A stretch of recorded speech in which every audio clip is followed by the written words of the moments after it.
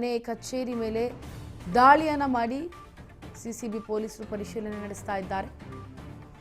ಮೂಡಾ ಸೈಟ್ಗಳ ಹಗರಣ ಏನಿತ್ತು ಅದನ್ನ ಸಿಎಂ ಸಿದ್ದರಾಮಯ್ಯ ಮಾಡಿದ್ದಾರೆ ಅಂತ ಹೇಳಿ ಅವರ ವಿರುದ್ಧವಾಗಿ ದೂರುದಾರ ಸ್ನೇಹಮಯಿ ಕೃಷ್ಣ ಅವರು ದೂರನ್ನ ಕೊಟ್ಟಿದ್ರು. ಅದಕ್ಕೆ ಸಂಬಂಧಪಟ್ಟಂತೆ ಸೆನ್ಸೇಷನ್ ಕ್ರಿಯೇಟ್ ಆಯಿತು, ಕೇಸ್ ಕೂಡ ನಡೀತಾ ಇತ್ತು.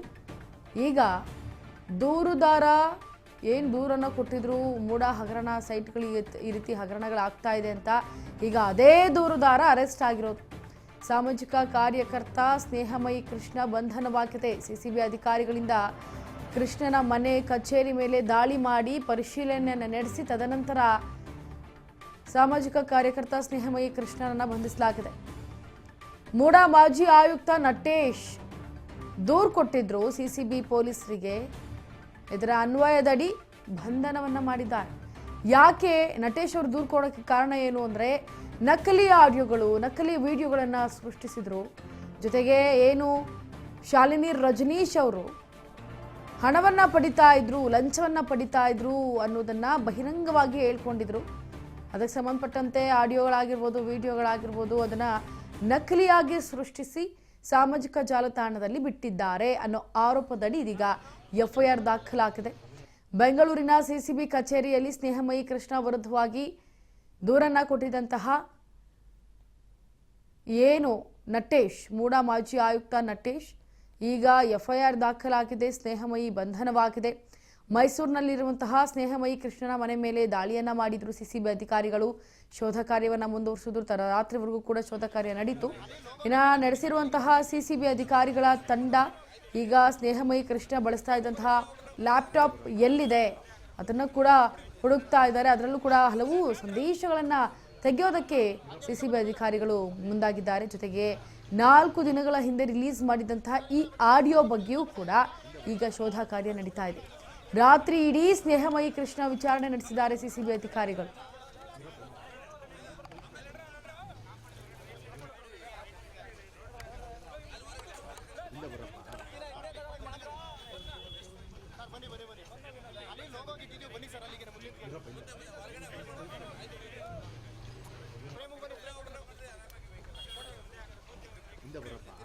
ಇದ್ರ ಬಗ್ಗೆ ಮತ್ತಷ್ಟು ಮಾಹಿತಿಯನ್ನು ಕೊಡೋದಕ್ಕೆ ನಮ್ಮ ಜೊತೆ ಲೈವ್ನಲ್ಲಿ ಜಾಯಿನ್ ಆಗ್ತಾ ಇದ್ದಾರೆ ನಮ್ಮ ಪ್ರತಿನಿಧಿ ಪುಟ್ಟಸ್ವಾಮಿ. ಪುಟ್ಟಸ್ವಾಮಿ, ಇದೀಗ ಮೂಡಾ ಸೈಟ್ಗಳ ಹಗರಣದನ್ನ ಹೆತ್ತಿಕ್ಕೆ ತೆಗಿತೀನಿ ಅಂತ ದೂರು ಕೊಟ್ಟಿದ್ದಂತಹ ಈಗ ಸಾಮಾಜಿಕ ಕಾರ್ಯಕರ್ತ ಸ್ನೇಹಮಯಿ ಕೃಷ್ಣ ವಿರುದ್ಧವಾಗಿ ಈಗ ನಟೇಶ್ ಕೂಡ ಕಂಪ್ಲೇಂಟ್ ಕೊಟ್ಟಿದ್ರು. ನಕಲಿ ಆಡಿಯೋಗಳನ್ನು ಮಾಡಿದ್ದಾರೆ, ಅದನ್ನು ಬಿಟ್ಟಿದ್ದಾರೆ, ಹರಿಬಿಟ್ಟಿದ್ದಾರೆ, ನಮಗೆ ಧಕ್ಕೆ ತಂದಿದ್ದಾರೆ ಅಂತ ಹೇಳಿ ಈಗ ಎಫ್ಐಆರ್ ಕೂಡ ಆಗಿದೆ. ಸದ್ಯಕ್ಕೆ ಏನೇನೆಲ್ಲ ಗ್ರಿಲ್ ನಡೀತಾ ಇದೆ, ಯಾವ ರೀತಿಯ ಮಾಹಿತಿ ಏನಾದರೂ ಹೊರಬಿಟ್ರ ಅಂತ?